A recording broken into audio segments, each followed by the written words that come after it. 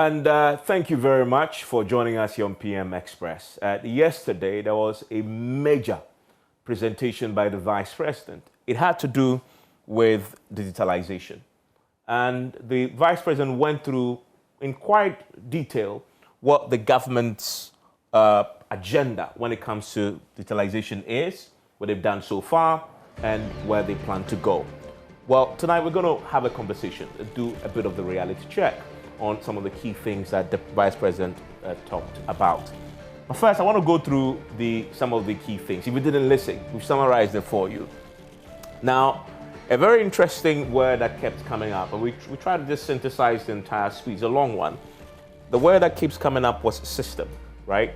Where citizens and residents could not be uniquely identified in terms of what they met, the government. This is what the government inherited. So what problem did the government seek out to solve through digitalization? Okay, so the Vice President laid this out for us. So they came into a system where citizens and residents could not be uniquely identified. So that was a key thing, first thing, that this government attempted to solve using digitalization.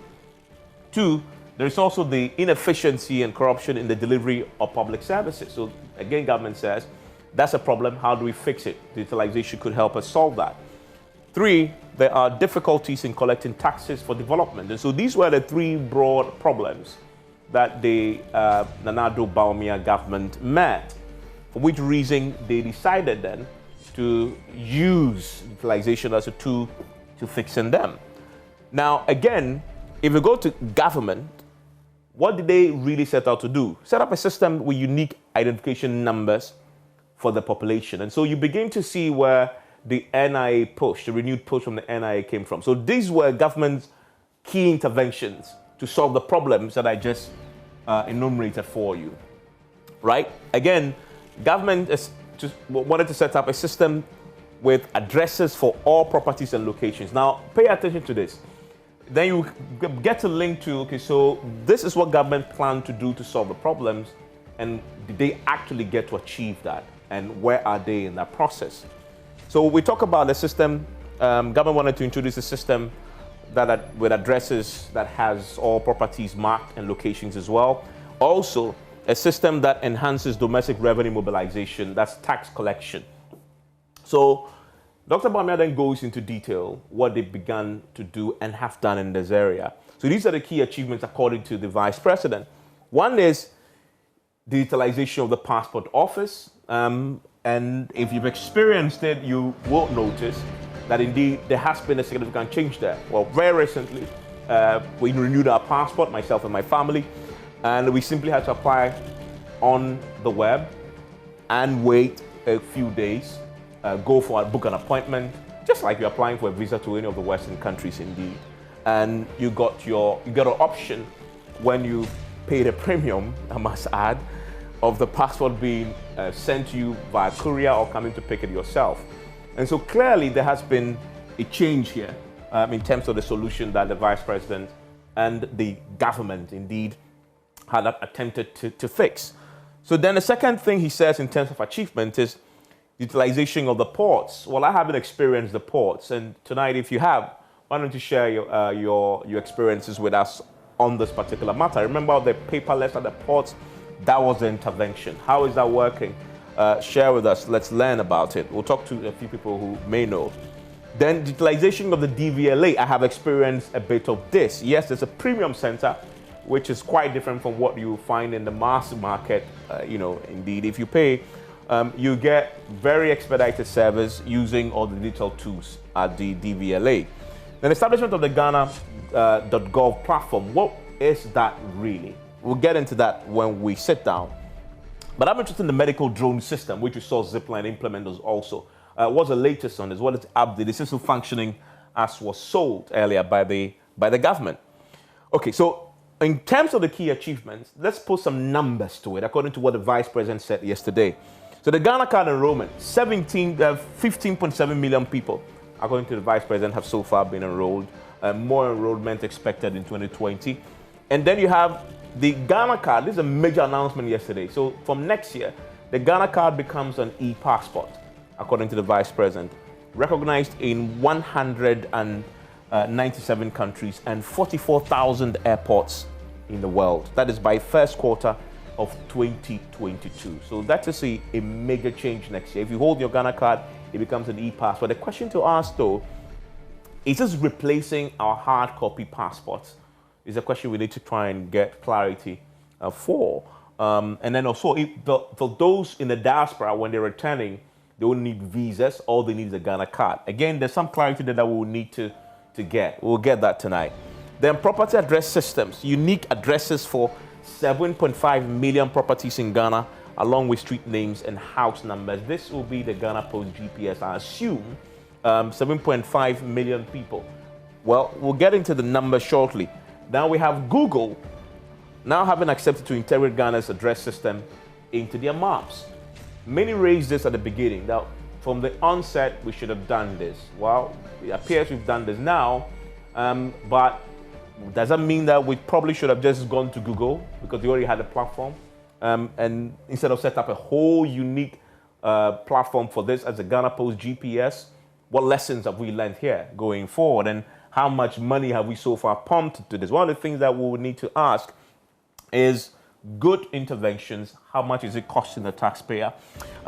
Also, another key achievement, Ghana is the first country, according to the Vice President, and one of the few in the world to achieve this type of interoperability between bank accounts and mobile wallets. I still don't have a Momo number, but I use my bank app to do all my Momo transfers. That's what the Vice President is saying, that interoperability is the first in the world. Well, he says Ghana is the first country in Africa, one of the few in the world. Is this really true? Something that we'll be fact-checking tomorrow. Obviously, research team working on this. Domestic revenue mobilization. And this is key. Well, a number of Ghanaians with the tax identification numbers have also shot up from 4% now. We're talking about 86%.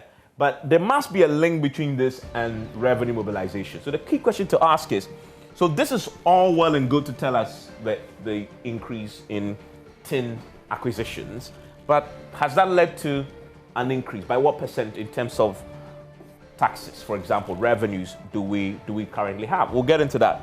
Now, one of the areas that we'll be assessing tonight is health. We'll be talking to a very senior doctor, a member of the Ghana Medical Association, on what their experience is with this intervention here, health.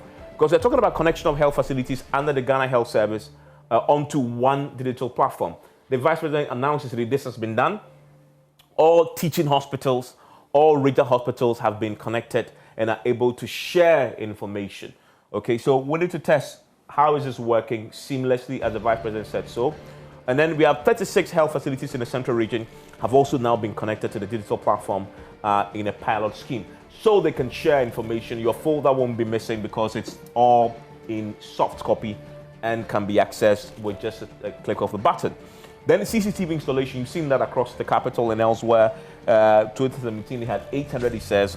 Now we're talking about 10,000. That's a lot of CCTVs across the country. E-pharmacy, a collaboration with the Pharmacy Council. So private sector has complete work on this digital platform for all pharmacies in Ghana to link them. Piloting of 45 pharmacies is currently ongoing as well. But I find this here very interesting because it has a very interesting, we just simply do a word cluster of what the dominant words were when the Vice President was presenting making his presentation yesterday. And these were the key words that we find. So the word with the most usage in his presentation yesterday was Ghana, for obvious reasons indeed, because he was talking about how digitalization is affecting Ghana's economy. So that's where the focus is. But then the least happens to be tax. And it raises the question. It comes back to the question we're asking, because that is one of Ghana's biggest problems, because we constantly are not able to raise enough taxes or make our revenue targets, or the revenue doesn't match what we're expending. And so the deficit situation it's a big problem that the IMF has always raised. And so you were thinking that if we're talking about digitalization and the economy, you just be more focused on taxes and the link there. Is it that the link hasn't really been established, or the benefits from this digitalization investment as it relates to taxes, there's a challenge there. We're going to get into that because it's just 24 mentions in his speech. But then, of course, digitalization is 48, which is obviously a key thing. And then systems is a very important expression, word, because it tells you how the approach government was taking is to build systems. My guests are seated. When we come back, we're going to be delving into this and explaining it, getting to the bottom of what really has been done, but what the potential is going forward. Stay with me and how this affects you.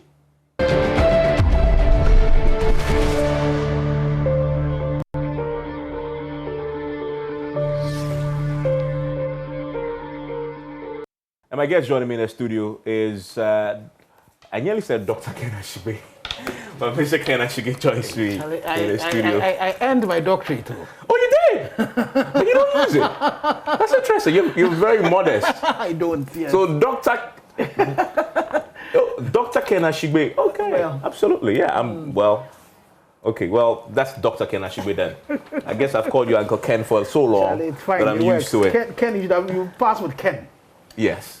So yes, but the doctor that we've known is with me in the studio also. Dr. Gideon Wako with the office of the Vice President, very instrumental in the digitalization. So Dr. Ashigbe is with the Chamber of Telecoms and Chief Executive there. So Ken, let me start with you. Yeah. What is your own? I mean, I say this all the time that digitalization, you can't have digitalization without data. I mean, it's a basic ingredient for it. That's where you come in. Yeah. So what's your assessment of Ghana's digitalization story so far? Well, I think it is an interesting path that we have taken. You saw that happening before the MPP came in, and then when the MPP came in, there was a catalyst. So there was a really quick push to really let it happen. And I think what really worked was the fact that it was driven from the presidency, so the vice president's office, so it was able to pull everybody in. And for us at the chamber and in terms of the telecommunication industry, the first bite of it was doing the mobile money interoperability. Okay. And that was a project for me, and that I think is one of the things that has characterized the way this whole digitalization agenda has gone. It has been with a government providing the framework and working with private sector to make it happen. So typically with the interoperability, for example, the vice president working with Bank of Ghana got GIPS as a government institution, working with all of us, the MNOs, and then the banks and then the fintechs coming into place to be able to deliver the interoperability. And we did, and some of the inputs in it and the things that made it better was because of the input that came in from industry players. So in the process, you then got a system that was better than anything else that was around in the time in terms of the interoperability. Yeah. Not only had you done interoperability amongst the MNOs, but the EMIs, because it's not really the telcos, it's the electronic money issuers, that you got them to be able to be interoperable. But you also got to do that with the banks. Yeah. And then you got eSwitch as well added onto it. And now you've had the situations where G-Money, ZPay have come in also as EMIs, and they are also interoperable. And then you also have the situation where the fintechs are also working together to make this happen. So I think generally the path we have taken is a path that is critical. For me, I say that our opportunity to be able to leapfrog the developmental gap is really taking advantage of this fourth industrial revolution. And I think we are on the right path of making this happen. Be it that there are some challenges with it, and most of the challenges with it is not for the lack of the vision, because yesterday, if you listen to what the vice president said, he laid out the vision very clearly. But there's still a lot of people who are, bringing stumbling blocks within this whole digitalization agenda. Just take your mind to the issue of the motorway. Before the MPP came, there was a move to digitalize the toll collection. So you had, the e-ticket booths. But ask yourself, there's just one of them. It really has not worked because You know, there are, in terms of this whole digitalization thing, there are very strong interests, especially at the point of execution. Because one of the things digitalization does is it brings transparency, it takes out the corruption.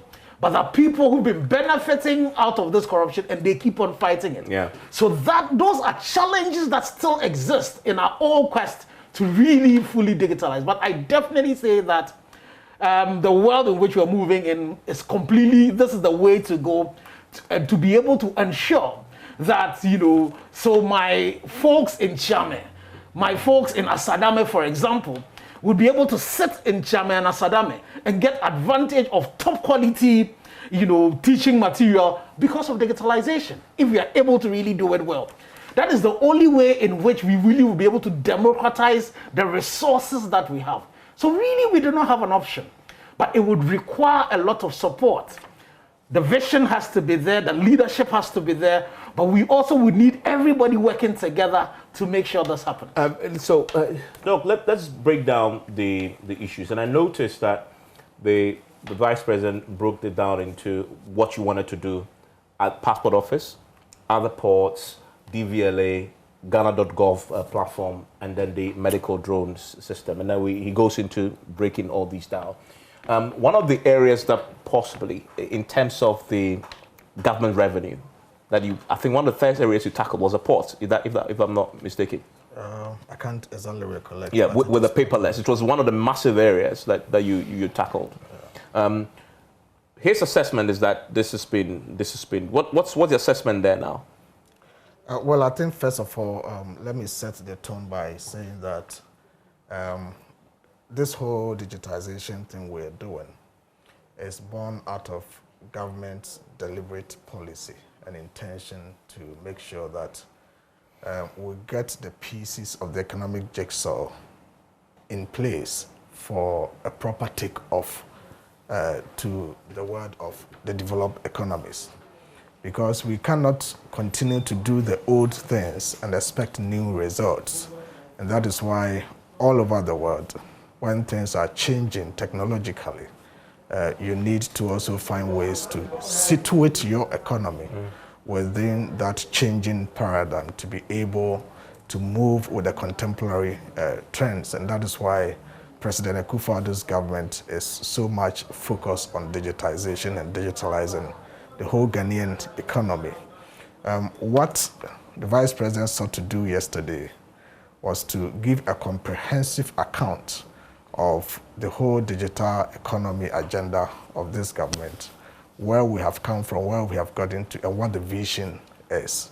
It is something that usually you may not get your development partners and the Bretton Woods institutions like the IMF, the World Bank, to come and tell you that this is what you have to do. It's a technology world that we are pursuing. And so we must have started from somewhere. There are places that will achieve higher efficiencies. There are other places that you may see some shortfalls, and it goes with technology. And over time, too, you may need to upgrade, because a technology that exists for a period of time without upgrade is no technology. And that is why today we have iPhone 12 Pro, Max 12 Pro, and the rest. Things keep changing. So we started very well. Of course, not without challenges. We went to the ports. The Vice President, if you remember, beginning of the President Akufo-Addo's term in 2017, he started paying some unannounced visits to some key government agencies. He paid an unannounced visit to the ports, and there was an intention for doing that.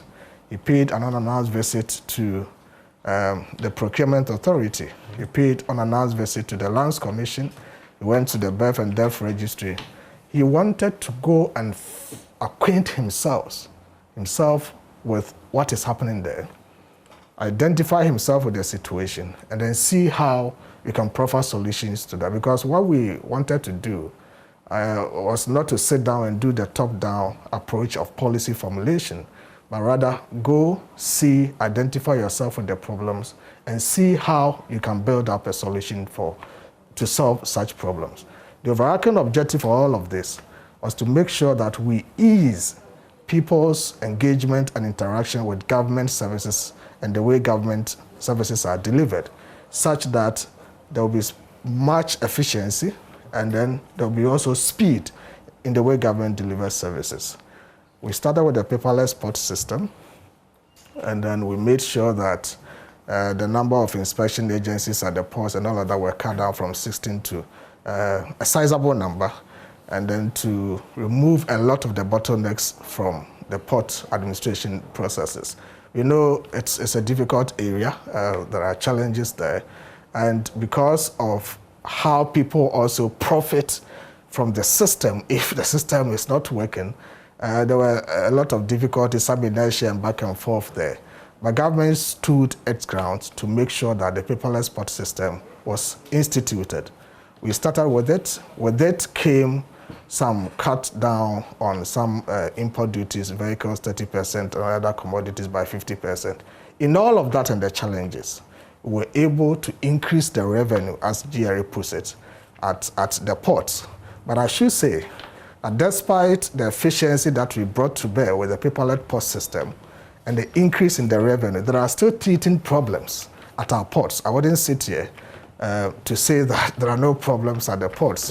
Some say the problems didn't go. People found a way around the paperless. It's normal. It's there. And it's something that we need to find a solution to, because much as that people... was supposed to be the solution. Yeah, the paperless port system was to more or less reduce the human interactions at the ports, where we had to go through multiple peoples to get things done, and all of that. You need to drop something, and you know, the Ghanaian language, brown envelope, and all of that.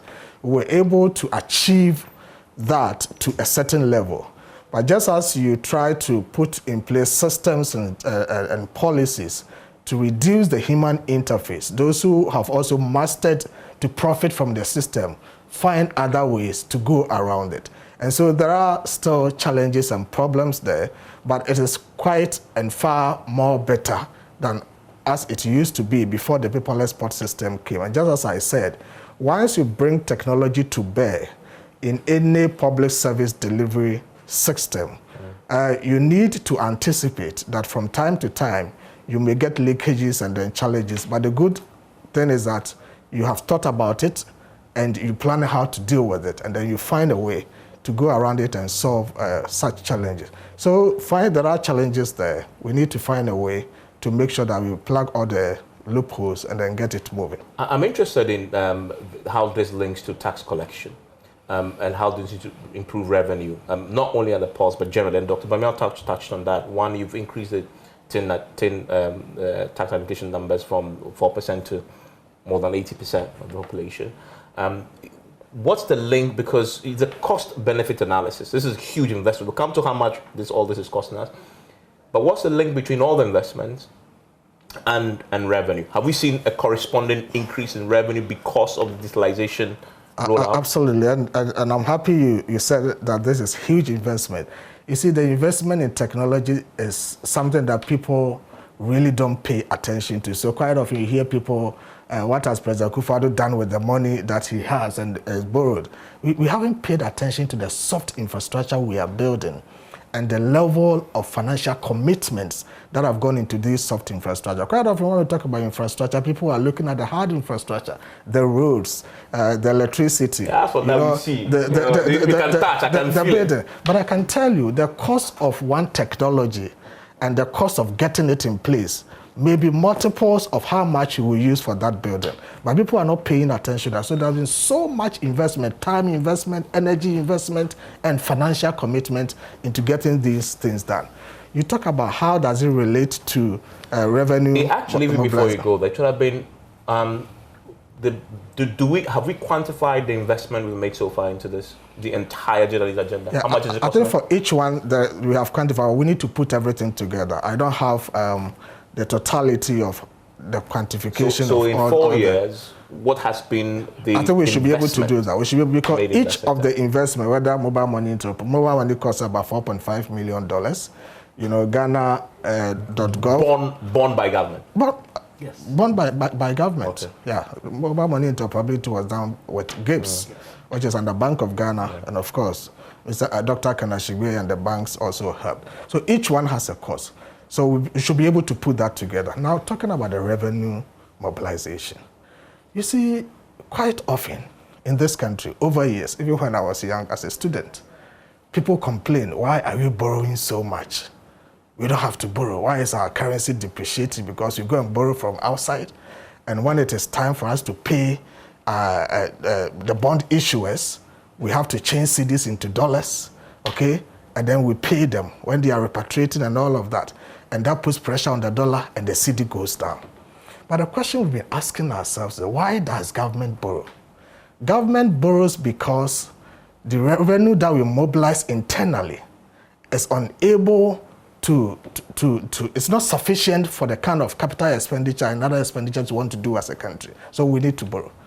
But if people complain about borrowing and they say that, oh, let's get more taxes, but they don't also want us to overburden the few people who pay the taxes, then all of us say, let's widen the tax net. But nobody sits down to say, how do we widen the tax net? You widen the tax net like a pyramid by making the base of the pyramid wider so that so many people can be in the tax net, so that you don't put the incidence of the tax. It's not just on the few. So what this government sought to do is that we need to think outside the box and move away from the old ways of complaining and saying that let's widen the tax net, but nobody is doing that. How are we doing that? Before we came with the Ghana card printing, President Kufuor started, it didn't work, 8 years, there was no mention of it, and now here we are, 15.7 million have the Ghana card. Before that, only 4% of the population of about 30 million had tax identification. No, I said that already. I mean, so that we know. We know the background to that. But I'm interested in how that has linked to revenue. I'm giving you the link.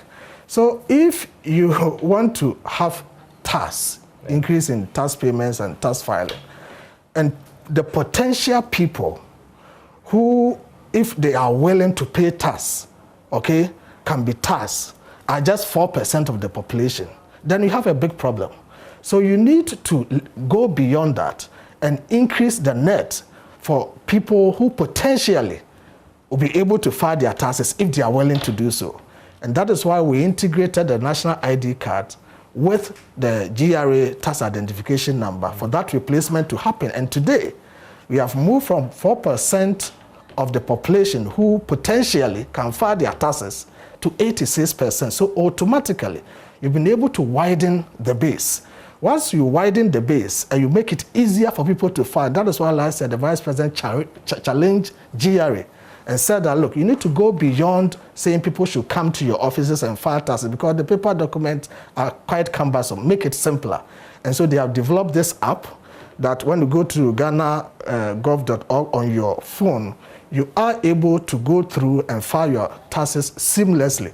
So you need to create the systems and processes. Yeah, but the question still remains. I mean, how has that affected tax mobilization in real terms? Let me give you an example at GRA, DVLA.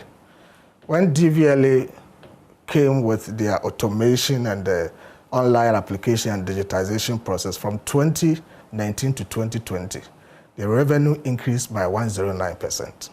Okay, so 109%. Okay. Just GRA alone. So this is before and after? Yes, before and after.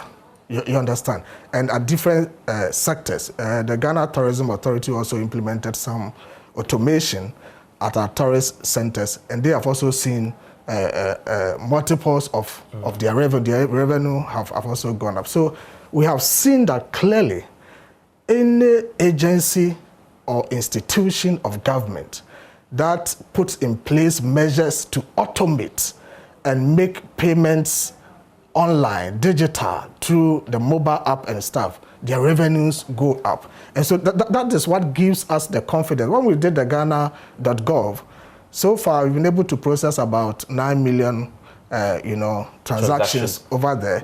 And we've realized about 30 billion cedis. And all this money... You realized 30 billion cedis on the transaction? Yes, over. Over a period of what? Since they piloted from last year, I think the thing was commissioned April this year or so, but they piloted from last year up to this time. So you realize that all these are going to government accounts.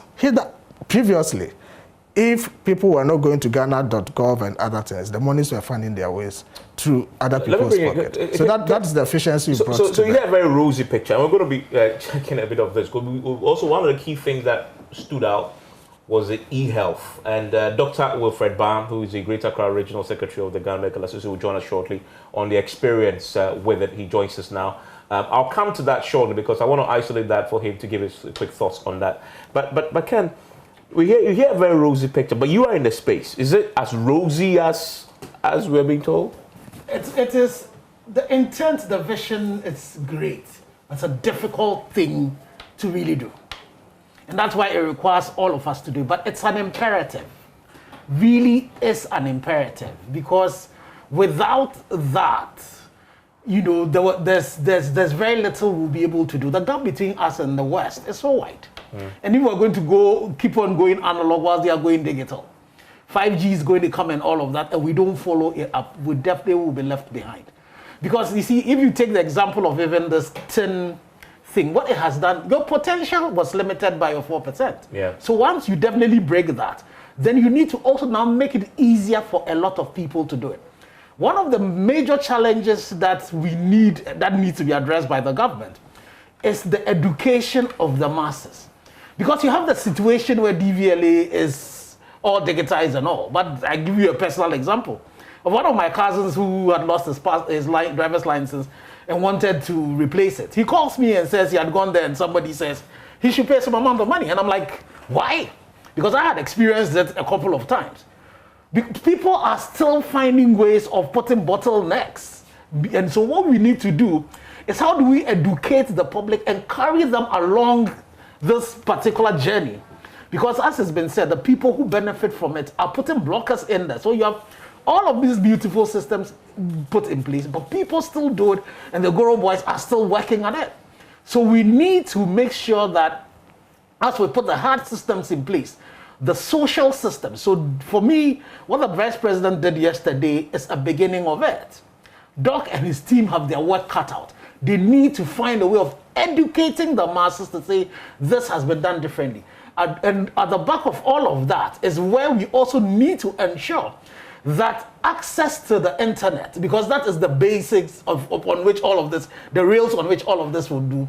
We need to make sure we go beyond that 50% that we currently have to ensure that everybody... So currently the internet penetration is 50%? It's about 50%. And then you're beginning to see mobile smartphone penetration also already, what you're saying is already 50% of the Ghana population are not benefiting from. No, they definitely would not benefit from all be able to benefit. But don't forget, there are some of the apps that we put in place that you just don't need a smartphone. You can do the USSD. You can use your young phone with your USSD, and you still can have access to yes. this one. Yeah. So we need to ensure that access, really, we work at access to ensure that the last mile is covered. If you look at education, the whole digitization thing that has happened, and the schools that are getting free Wi-Fis and all of that. So if you're a school that you are in the space where you don't have 3G, then immediately you are disadvantaged. So we need to accelerate, as we're doing a lot of education, we also have to accelerate access so that we make sure that a lot more people have access to these tools, and so that they would really be able to use it. Talking about access, Ken, it's good you here. Let's talk about cost of data. There are many people who say that's one of the biggest barriers to it. It's too expensive in Ghana. Because you sit at the chamber, so all of your members are. What do you say to that? That is possibly one of the biggest. So hurdles. You see, it's a very valid point, and for even us as members of the industry, we believe that the cost of data should be able to come down. The good thing also is that so the good thing is that if you look at the index, it's pointing in that direction. There are a lot of international research that is done on the cost of data. You find out that the cost of data is coming down. The challenge with the cost of data is also the inputs that are into it.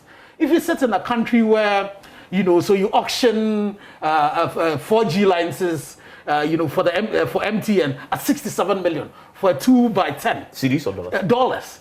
Where you have a market like Tanzania, auction the same one at $20 million. Then you have a situation where 3 times cheaper. Yes, we did 2x5 for Vodafone. It was 30 million. So both the NDC did it, the MPP came and also they repeated it for Vodafone. So those are some of the things, some of the costs that we're front loading. We need to change those paradigms. and get to the example of some of the countries where now what they do is that they give you, if you go to China for 5G, for example, they've given it to some of the big players for free. And what you then have to do is to ensure that everybody is covered. You go into the Scandinavian countries, all of those things happen. The other ingredients that are in the cost of doing the business. Typical example. So you have EPA that went to Parliament and got about 500% increase in their charges for the towers. What would that mean is that the cost of doing that business is high. So we all need to work together. And it's an indication that if you took the MPP manifesto itself, they also realized it. So in the current manifesto, there's a plan to be able to work to make sure we reduce that cost. But that takes everybody into consideration to make sure that can happen. And so private sector has a role to play, but policy would have to lead that to ensure that can be realized. And Dr. Bao, I'll come to you on how policy is addressing this. But Ken, so we just find out before I go to Doc on the phone. What about this? And I'm a user, so yes. this is and also a user. That the margins that the telcos are putting on, the cost input is expensive, etc. But the margins, there's a belief that, well, I certainly believe so, that the margins are just too much. But in fact, there's a particular telcos that everybody believe, as for this telco, there's a certain sense that they are being cheated. I'm sure you heard before you became you were. No, so I still hear. Is that a valid point? Are the margins profits that you guys are making? So let me give you a typical example of what is existing. Yeah. If you have an industry where the margins are that high, would a player in the market leave the business and offer that business to government at $1? This is a business in which two telcos, Airtel and Tigo, who were in the same strategic group, competing head to head, they merged because of what? The margins, were that low. And the industry is, it takes a lot of cash. It eats up a lot of cash to be able to run this business. And so that thought that this is, I remember speaking to one very big man who said, "Are you there? Your input is only air." But the cost of, it's not for nothing that you find out that it's not only the telcos, the MNOs themselves. There were a lot of local Ghanaian companies, BWAs, who were given licenses. What has happened to all of them? So this business, the margins, a lot of them, the EBITDA is almost negative. So it is not as rosy as we see it. Okay. You've had some players who have invested over the years, and so they are being profitable. But generally, as an industry, it is not. Okay. I'll come to you shortly about the interventions, but let me quickly isolate one of the key things that Dr. Bawumia said yesterday on health, because it's a very critical one for everybody, and that's one of the areas that affects everybody, regardless of who you are. The connection of health facilities under the Ghana Health Service onto one digital platform, and all teaching hospitals and all regional hospitals have now been connected and are able to share information, including your hospital information. Now, if you go to any private, well, a lot of the private clinics do this, right? You leave the doctor's office, you go into the lab, you don't carry your folder, there's no paper trail, you just go there, you mention your name. In fact, by the time you get there, you just key in, information comes up, and you're set. You go to the pharmacy, it's the same. But you go to a government hospital, and I had an experience at Kolebu. I had to carry my wife's folder everywhere. In fact, I took it home and brought it back every day, because if you left it, the next day it's missing. But Dr. Bawumia said this is what this intervention is fixing. And 36 health facilities in the central region have all been connected to the digital platform in a pilot scheme. Let me bring in Dr. Wilfred Bound right now in this conversation. He's the Greater Accra Regional Secretary of the GMA. Doc, so you work in any of the government hospitals? Yes, thank you, Evans, and my greetings to our audience and the other panelists.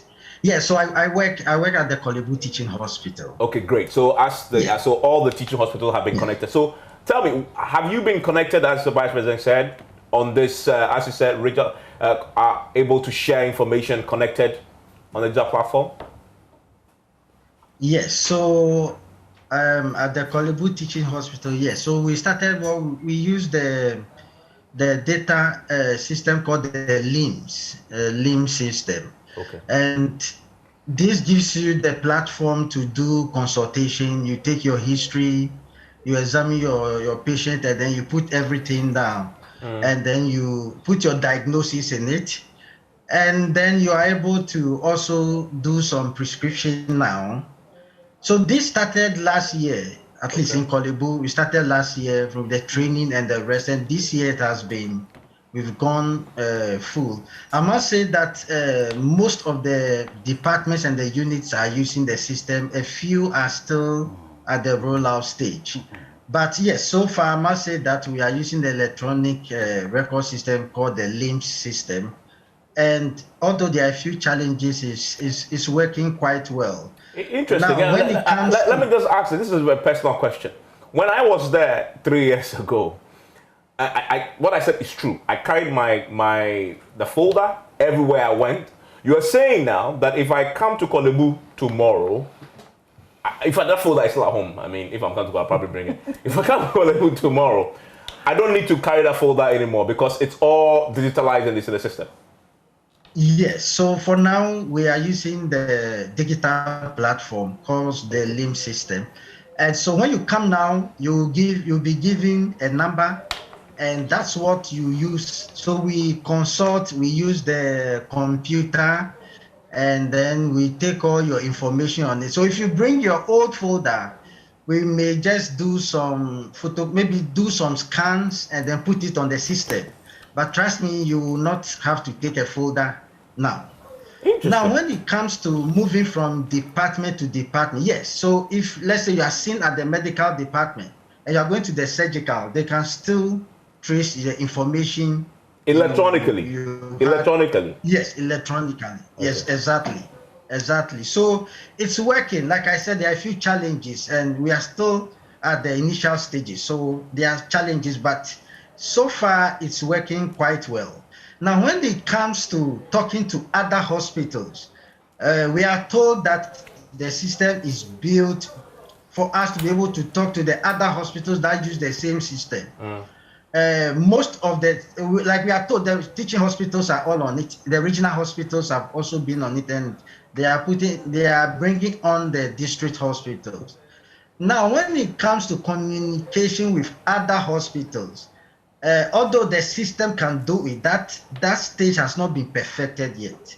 So it is still in the startup stage, and we are still working it out. So if somebody is seen at Confront. Oh, goodness me. Because I really wanted to hear what he's saying. I think we've lost him there. Ken is here. Ken, the data, the data is affecting the... Not necessarily data, it could be anything else. I know. Sorry, you were saying that if you were at Confanochi, I lost you briefly. Can you communicate with Kolebu and Confanochi?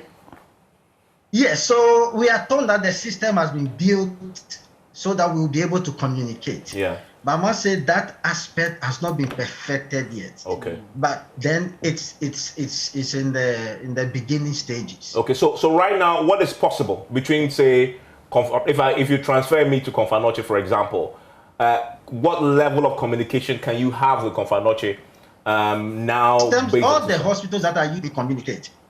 Can you hear me? Yes, I can. Yes. So, for example, now inpatients in Kolebu, I can be in my consulting room, then I will do a prescription on the system. It goes to the pharmacy, and then the patient goes to the pharmacy and gets it. But this is I know it's working well for inpatients. Okay. Like I said, we are still perfecting it. So okay. So that is the story of the e-health. He just talked about it, but this clearly it's 3 years ago. This is a miracle for me, actually. One of my biggest frustrations was carrying that folder everywhere I went. Because if you go there and you don't have the folder, I don't know if you've experienced it. It is me. I have severally. It's amazing. I had to take my folder everywhere I went. Sometimes it gets lost. Yes, of course. Because if you don't leave, you don't want to leave it for the doctor. Yes. Yeah. Because if you leave for the doctor and you come back the next week, they can't find it. So the doctors will tell you that it's better you keep it yourself. Yeah. Though they've written on that document that it's not supposed to be taken home. But they give it to you to take it. So how much is this costing us? And he says some perfection needs to happen. I may not be able to tell the cost now. Okay.